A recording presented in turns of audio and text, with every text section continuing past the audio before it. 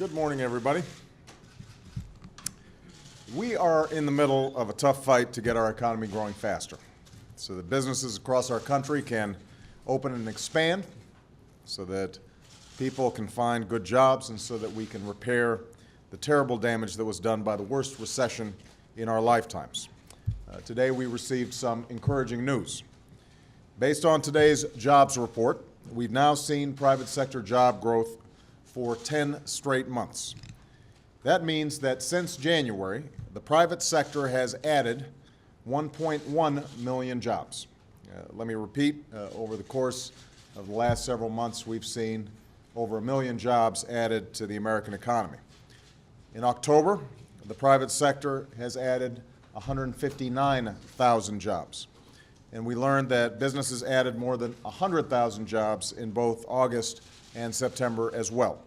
So we've now seen 4 months of private sector job growth above 100,000, which is the first time we've seen this kind of increase in over 4 years. Now, that's not good enough.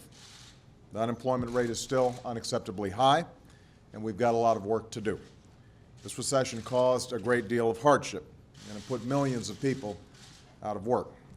So in order to repair this damage, in order to create the jobs to meet the large need, we need to accelerate our economic growth so that we are producing jobs at a faster pace. Because the fact is, an encouraging jobs report doesn't make a difference if you're still one of the millions of people who are looking for work. And I won't be satisfied until everybody who is looking for a job can find one. So we've got to keep fighting for every job, for every new business, for every opportunity to get this economy moving. And just as we passed a small business jobs bill based on ideas of both parties and the private sector, I am open to any idea, any proposal, any way we can get the economy growing faster so that people who need work can find it faster. This includes tax breaks for small businesses, like deferring taxes on new equipment so that they've got an incentive to expand and hire, as well as tax cuts to make it cheaper for entrepreneurs to start companies.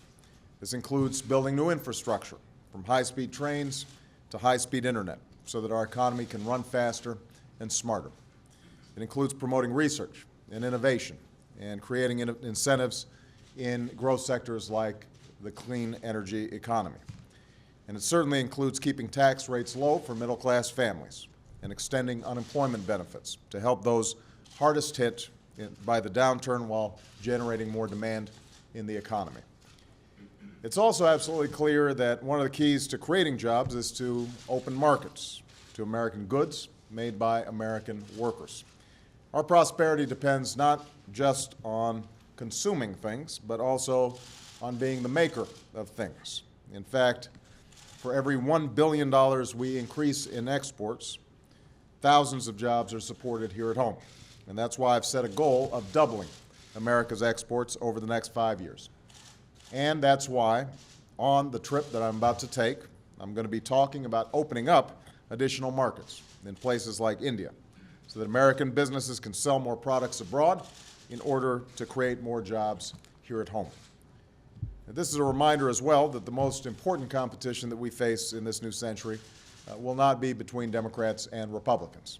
It's the competition with countries around the world to lead the global economy. And our success or failure in this race will depend on whether we can come together as a nation. Our future depends on putting politics aside to solve problems, to worry about the next generation instead of the next election.